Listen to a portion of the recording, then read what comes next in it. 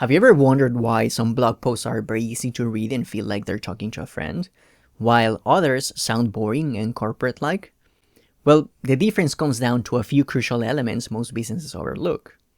Hi, I'm Jonathan Nunez, and I've been creating blog content for over 10 years.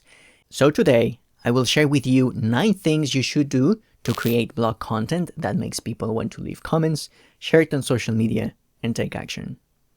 Let's get started. So the first thing you need to do is understand your audience. Now, there are many different ways to figure out what your audience wants to know and the issues they have. But one thing that I've been doing more and more is using AI to quickly understand the general idea.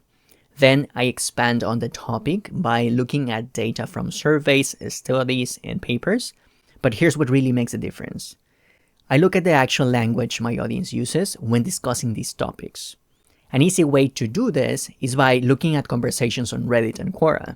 So here's a quick tip.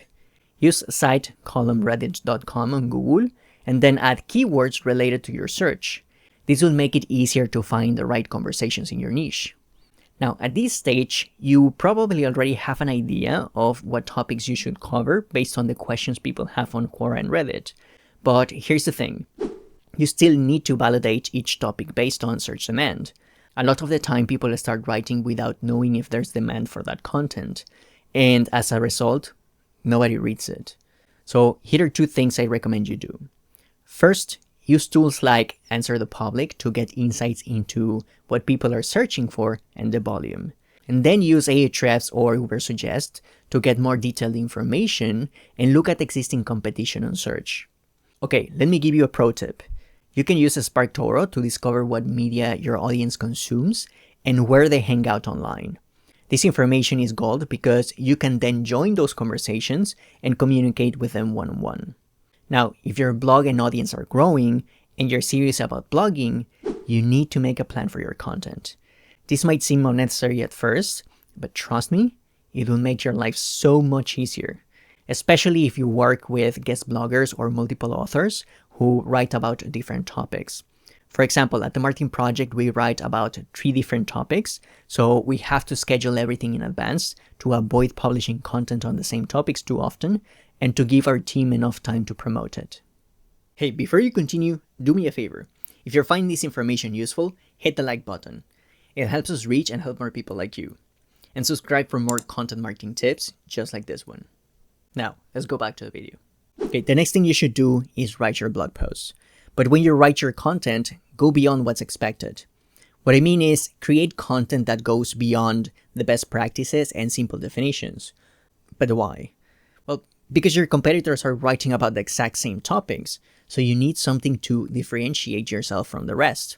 Now, one of the best ways to do this is to speak from experience. For example, in our guide on how to use Claude for writing blog posts, we share the exact step-by-step process we use, examples of things we recommend having in mind when prompting Claude, and we share real examples from our experience reviewing and editing content. This makes our blog post much better and provides a unique perspective nobody else has, and you should do the same. Alright, the next thing you should do is write short paragraphs. Think about it.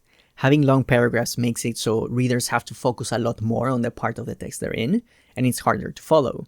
Having 3 to 4 sentences long paragraphs avoids making readers feel overwhelmed by the amount of information and reduces eye strain and irritation.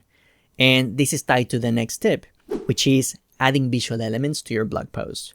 Visual elements can be anything from images, pictures, GIFs, or videos, and the purpose is to add pattern interrupts and to make the reading experience much more enjoyable. For example, in our blog post, we create custom images, add relevant videos, and use stylized lists to make our content pop. And once you're done with that, optimize your blog post for readers and SEO. Okay, there are 2 main things you should focus on here. First, optimize your headings. And second, optimize your content for SEO. So for headings, we recommend using AI to analyze your content and provide more descriptive headings that accurately represent each blog section. We've been doing this and it's helped make each section easier to understand at a glance, improving both user experience and SEO. And for SEO optimization, analyze other ranking content to see what language they use and how content is structured. It's one of the best ways to optimize content because it's literally what Google wants to see in search results. Now, after you're done optimizing your content, publish and promote your blog posts. One of the main reasons why blog content underperforms is due to a lack of promotion. And no, I don't just mean sharing it on social media, although you should.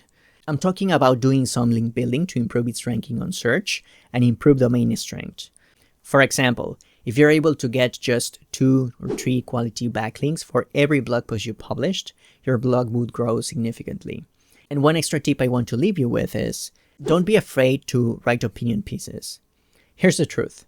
Your readers aren't looking for ideas and information they can figure out with logic and common sense. They're looking for interesting new insights that can help them solve problems easily.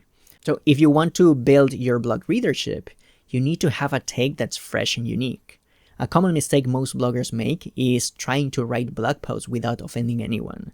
But if you try to please everyone, it won't get you far. Your content will sound generic, safe, and boring. Instead, say what you really think and express your opinions freely. Take a side and make arguments for why you believe what you do. Listen, there are many ways to write engaging blog posts, but this is what's worked for us and what I recommend you do. At the end of the day, it's all about creating a great user experience, providing real value, and to some extent, entertaining people so your content is easier to understand and digest.